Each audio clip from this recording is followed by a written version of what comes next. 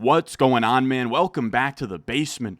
I'm Ron, and the most important part of your fantasy drafts is the early rounds. This is where you can build a super team or where you can draft a team full of busts and landmines and absolutely kill your team as soon as you draft it. Now, in a perfect world, we let our league mates draft the landmines and the busts and ruin their team. So today, we are going to talk through the 5 players you should avoid and let your friends draft in 2024. Now, first up, we are going to talk through Saquon Barkley. He is a second-round pick on Underdog. He's going at the 203 on Yahoo, and he's going as the 110 on ESPN. And for me, that's just too rich. I have him as like a 2-3 turn pick. There are a lot of red flags here, starting with the idea of the legendary upside theory. Coined by Pat Crane. We made a video on it last week, and the whole idea is that the only edge that running backs have over wide receivers is that 24-plus point per game mark. As you can see here, 7 running backs hit it to just 2 wide receivers since 2018, and running backs are also getting hurt at a higher clip. If we look at top 24 ADP running backs versus wide receivers, they get hurt 1.35 times the amount of the wide receivers in that range. Now, the reason I don't think that Saquon Barkley can hit this 24-plus point per game ceiling is because he hasn't hit 24-plus points per game since his rookie year, and he hasn't even hit 18 points per game since his second year in the NFL. I don't know how he gets to that McCaffrey 24-plus point per game season last year. Now, on that legendary running back video, we actually went through criteria by criteria of what a 24-plus point per game running back looks like, and Saquon Barkley was one of the worst graded running backs on this list, where you can see he gets the volume in terms of 18 weighted opportunities per game. He's going to be just below the targets. He's hit the fantasy points over expected per game in the past, but that came as a rookie. So I don't think that we have that Saquon anymore. And then he'll be in a high-scoring offense. But outside of that, he changes teams. He's not going to hit the 5-plus targets per game threshold because of Jalen Hurts. If we actually look back at DeAndre Swift had an 18.4% target share and then a 15.1% target share his previous 2 years on the Lions. Last year, he was at just 10% target share, the 24th rate among running backs. That is not like DeAndre Swift has had one of the highest target shares in the NFL on the Lions. He went to the Eagles and it absolutely killed his receiving upside. So that's going to get squeezed in terms of his receiving upside. And then we also have Jalen Hurts taking away goal line opportunities. Now, it's going to be a good offense. So there should be a bunch of opportunities in general, but it certainly caps his upside of having like a 15 plus 20 touchdown type season because Jalen Hurts is there and he's going to be vulturing all of those on the goal line. Now, when we look back historically, shout out to Dwayne McFarland over on Fantasy Life. He actually did a really cool article looking at research about running backs changing teams. And he found that when a running back changes teams, their year-over-year correlation of PPR points, rush attempts, routes, and targets, so volume and production, all go down when running backs change teams. So there is no guarantee that the Saquon Barkley role and production we had with the Giants now sticks with the Eagles. It's a new team, a new destination. There's a lot of moving parts here for Saquon Barkley. So we talk about a guy who's 27 years old, has torn an ACL in the past, isn't the same young stud running back he once was. I just can't make that bet at the 1-2 turn when we're trying to shoot for the RB1 overall. I just don't know how there's a world where Saquon Barkley is like the 101 next season. I could see a case where JT is that, or Kyron Williams, or Devon Achane, where they are like top 5 must-draft picks next year. I just would rather draft the running backs on the upward trajectory, not on the downward trajectory, like Saquon Barkley. And on top of that with Saquon, first-round pick on ESPN. For me, I'm not taking him until at least the second. So I think that he's one of those guys in home leagues that will be going much earlier than you would like to draft him. And then I would also put Derrick Henry in that conversation as our second player here, where he's going at pick 30 on Underdog. I will say not as bad on Sleeper. He's like pick 26 on Sleeper. But on ESPN, he is the 204. On Yahoo, he's the 202.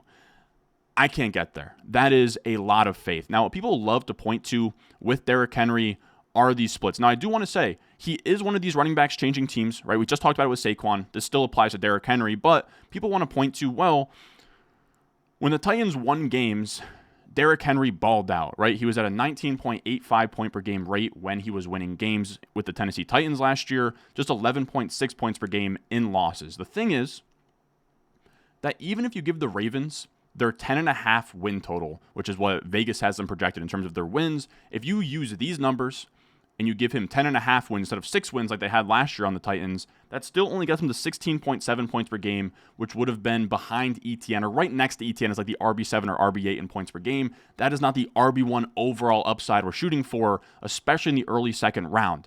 ETN's going in like the late second, early third on a lot of these sites. I would prefer ETN straight up. And then you also have the idea that Lamar Jackson's going to take away those targets. He's going to take away some of the goal line opportunities. And that's already, look here, the rushing touchdowns, 1.17 per game. I multiplied that by 10.5, and then your 0.45 touchdowns per game on the losses, I multiplied that by 6.5. So we got like a 17-game touchdown total. That got him to 15 touchdowns, and he was still just a 16.7 point per game guy. So you guys explain to me how we get from 16.7 points per game on 15 touchdowns in the same volume he had last year to getting to 24 points per game. I just don't, I don't know. This is a guy whose career high was 33 receptions. I'm already giving him 15 touchdowns. I just don't know. He would have to have like an Achane 7.9 yards per carry to really flirt with that. And then you also have the idea that Justice Hill will be in the mix here. Now, Justice Hill isn't going to be someone that you can start in fantasy or is going to be good, but he's going to be annoying where it's going to be a similar split as we saw last year on the Titans, where Tyjae Spears was out there 52% of the time to Derrick Henry's 54%, and Tyjae Spears was out there for the long down and distance. That's the LDD snaps there in the 2-minute drill snaps, which means he's getting a lot of the targets, the receiving work, and just being on the field in general. Derrick Henry's going to have a similar role here. Justice Hill will be picking up these 2-minute drill snaps, the long down and distance stuff, and I think we're going to see Derrick Henry flirt with like 55% of the snaps, like 60% of the snaps, and that's just not enough for a guy you're drafting in the early second. Now, I will say this is a great tool from Fantasy Life. Make sure you check them out. And when we look at age cliffs here, this is a really good article from Ryan Heath. We mention it all the time. Derrick Henry is now here. He is heading into year 9, which we saw a decrease last year where he finished outside of the top 12 points per game for running backs for the first time since 2018. That's that first little decline from year 7 to year 8. And based on this research, there should be another little step down this year. Now, I think that the change of pace with like probably a better offense will probably offset that. But the idea that you're now drafting him in the early second as a top 10, top 8 running back in fantasy, I just don't see it. I don't see the RB1 overall upside to take on the risk of a 30-year-old running back who had like a metal plate put in his foot just 2 years ago. So for me, it's a pass. I would rather just wait for the late second in like very RB-hungry leagues like for Pacheco or Travis Etienne, or in normal leagues, you can get those guys in like the early third as well. Or you could just take a guy like Breece or Bijan in the first round and then hammer running backs or wide receivers after that. Now, our third player we'll talk about here is Michael Pittman Jr. He is somebody that is shocking.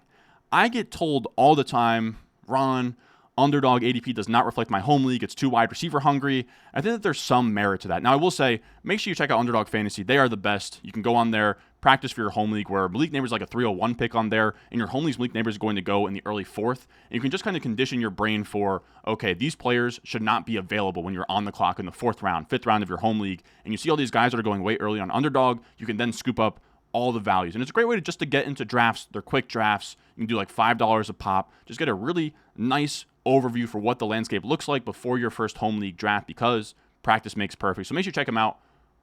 Underdog Fantasy. Use promo code Rondo. Match your first deposit up to $250. And also make sure you like and subscribe to the video. We're out here. We didn't do an intro earlier. I figured I'd just like sort of put a like and subscribe here. We're trying some new stuff this summer. But Michael Pittman, weirdly enough, is maybe the only wide receiver that is going earlier on the home league sites than he is Underdog, which is crazy. It is crazy. He's going 33rd overall on Underdog. He is the 301 on ESPN, 31st overall on Yahoo. And man, I just cannot get there. I get that people are kind of drafting for last year's production. He finished as the wide receiver 14 in points per game, but that was largely due to his 109 receptions. Only 15 of those did he catch from Anthony Richardson, which is going to be the new quarterback this year. And we look at the splits in terms of points per game. He had 13 points per game with Anthony Richardson, 16.7 points per game with Gardner Minshew. So this is a split of like wide receiver 3 versus like very high end, like low end wide receiver 1 usage, I would say.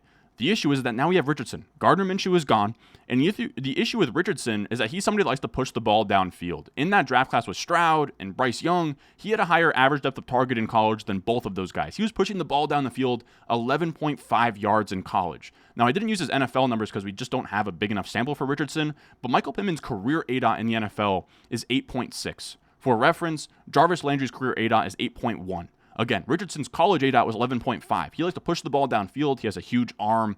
And these underneath targets that Pittman is going to have out there, Richardson would probably just take off and scramble instead a lot of the time. So it just isn't as much of a fit as it was with Minshew. And now we have Josh Downs with the ankle injury. And that could have maybe been like a world where maybe Downs is the check down guy and the guy taking the 8-yard ADOT stuff. And then maybe Pittman could open up as a more complete receiver. Now that's not the case. If Downs isn't ready to go, Pittman's going to have to do the dirty work underneath. So I just don't see a world where he racks up as many receptions. And then this is also going to be a team where he doesn't have any receiving touchdown upside. He only had, I want to say, 4 touchdowns last year, Michael Pittman. The issue is now, this is a really good stat from Jacob Gibbs. Shane Steichen, the past 3 Shane Steichen seasons have all resulted in more rushing touchdowns than passing touchdowns, even including the Herbert rookie season. Steichen has a 41% red zone pass rate. Only 4 teams posted a rate that low in 2023. So his MO in the red zone is running the ball. He's not going to find ways to get Pittman the ball. It is going to be a lot of Jonathan Taylor touchdowns. It'll be a lot of Anthony Richardson rushing touchdowns. So we're taking away the receptions. We're taking away the touchdowns. I think Pittman's a really good player. 3rd round is just too crazy for me, especially in like half PPR. I'm moving him way down. He should be, instead of in that early 3rd, he should be really more of like a 4 or 5 round guy in like that Christian Kirk, Amari Cooper, like fine, fringy wide receiver 2 type of range. Now, our next player isn't even so much that I'm low on Evan Engram. It's that I just think the gap between him and the rest of the tight ends that go late is just far too big. He's going at pick 58 on ESPN, which is crazy. 91 on Yahoo is fine. And then 74 on Underdog, which to me is even still too high. Now, what I'm trying to say here is before we even talk about Engram the player, I think it's bonkers to have him 7 picks after George Kittle, but like 20 picks before Njoku. That should be turned around. He should be like 7 picks off of Njoku, 20 picks later than George Kittle and Kyle Pitts. He is nowhere near those guys as a talent or as a projection in this year. Now, I do want to give a quick shout out. Shout out Hayden Winks. David Njoku is one of my favorite tight ends to draft right now if you can't get any of the elite ones early. And David Njoku on all of these sites, you can get 2 rounds after Evan Engram. And that's kind of the biggest selling point here is that Engram should just be closer to Njoku. And I still even have Engram ahead of Njoku. I just think the gap is pretty crazy on a lot of these sites. Now, Winks said, I still can't get over David Njoku being the tight end 1 per game and the tight end 1 in usage from week 7 through the NFL playoffs. And he's the tight end 11 in drafts because people pretend he was only a thing because of Joe Flacco. Then a Cleveland guy goes down there and says that he's been dominating Browns practices. And people want to say, oh, well, Joe Flacco just had a bunch of pass attempts. But the Browns, even with Deshaun Watson, when they didn't have P.J. Walker out there or Dorian Thompson-Robinson, they showed us that they want to pass the ball. They then bring in Jerry Jeudy. This is a team that wants to pass the ball, and David Njoku is very talented. So again, it's really more so that he should just be in a spot where I'd rather take a falling Njoku or Ferguson or Brock Bowers in round 8 than pay up in the 6th round for Evan Engram. Now, when we look at the splits for Evan Engram, I think that it's worth noting what he was with and without Christian Kirk. Where with Christian Kirk, 11.6 points per game, which is not good. Without him, 9.3 points per game. That's like prime Kelsey numbers right there. So the splits on and off are pretty crazy. And I would doubt that the second split would hold up this year with Christian Kirk coming back. And then on top of that, you have a team that just invested in Brian Thomas Jr. and invested in Gabe Davis, 2 downfield guys. This is not a team that wants to build their offense again out of a 5-yard ADOT Evan Engram, 9th tight end in yards per out run, despite being like one of the top 5 in points per game. So they do not want Engram to be the focal point. That's why I have a really tough time being sold on him. And if we look at what he did before the Christian Kirk injury, he was at tight end 7 in points per game, which is fine. But you could also just get that production later with like Cole Kmet or Dalton Schultz or Dallas Goedert. It's just not a very huge edge to get 10 points per game from tight end, and very, very overpriced to spend for a 10-point per game tight end in the 6th round. I would rather in that range just get like a Rashee Rice, an Anthony Richardson at quarterback if you want, a Chris Godwin, even a Keenan Allen I think is a better bet. Engram to me is bonkers in the 6th round. Then our 5th player that I would let my friends take, that would be Hollywood Brown. He's 67th on Yahoo, so he's still inside of the top 6 rounds on Yahoo. ESPN, he's way buried, but I would imagine in a rankings update very soon he'll get pushed up. I just can't get there, especially him going ahead of Xavier Worthy and Rashee Rice. He seems a lot, I don't know if you want to call him a decoy. I know Matt Harmon's been calling these guys like sacrificial X receivers.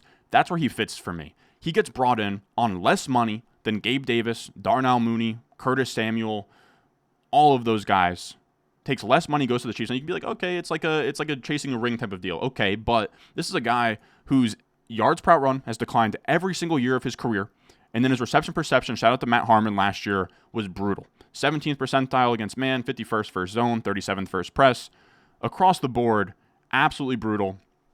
And last year he played 77% of his snaps from the X receiver position. And that's kind of where they've had guys like MVS in the past, where they just run wind sprints down the field, stretch things out. Maybe Marquise Brown, I think that he will catch a couple of deep bombs and maybe he'll be okay in best ball. But the idea that he's going to be a guy that you draft in like round 6 and then you like put him in your lineup in a home league every week and feel good about it,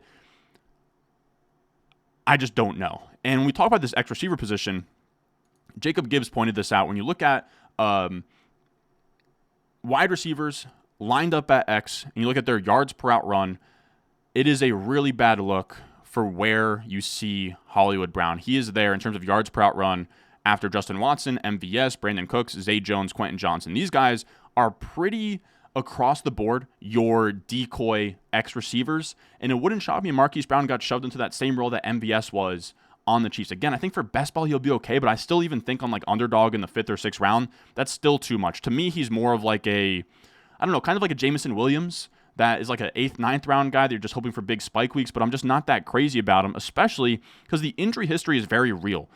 These injury analysts on Twitter and on these fantasy sites are usually pretty optimistic, right? Encouraging us to draft Breece Hall last year, encouraging us to draft Jonathan Brooks this year, encouraging us to draft Joe Burrow this year, who, when you look at his entirety of his injury history, where it's like a knee injury and then it's a hand injury and it's all over his body. With Marquise Brown, it is all lower body and in his feet. This is a really good tweet from Jeff Mueller. If you look here at his injury types since 2018, it's left foot, ankle, Liz Franca's foot, knee, hamstring, ankle, glute, hamstring, foot, groin, thumb, heel. It's all lower body. It's all knee, foot, ankle. He got a Liz Frank procedure, which is like the bridge of your foot. And you can even make the argument that he hasn't been the same guy since then. So I just think that they're going to throw him out there. You know, they have a lot of explosive playmakers in Xavier Worthy and Rashee Rice and Travis Kelce. I think he's going to take the top off the defense. He'll be a guy who'll catch a couple long touchdowns in best ball, but not a guy that in a home redraft managed league I'm going to be putting in a lineup and feeling good about it. He's a guy who hasn't been very good as of recently. He's aging. He's getting hurt. He might not even be, he's a guy who could miss 4 to 6 weeks in a given year. So I just think taking him in that underdog range to Yahoo range of like 5th, 6th round is just too rich for me. Now, if you want to know what players I am taking in the middle rounds and in the early rounds, I actually have that all over on the Patreon, patreon.com/Ron Stewart. You can find the link in the description and the comment section down below, where I actually have all of these players on this list bolded in red on my cheat sheet, so you know who I'm fading, who I'm targeting that are bolded in green, and it's a top 200 checklist cheat sheet that I am using in every single one of my drafts this year. If you could only use one sheet or bring one thing in with you to a draft, it should be this cheat sheet, because it's just a top 200. It's tiered, has what rounds I'm targeting each player. It is perfect for you if you have a home league you want to win. But if you can't support there, just leave a like, subscribe, and I will see you guys in the next one.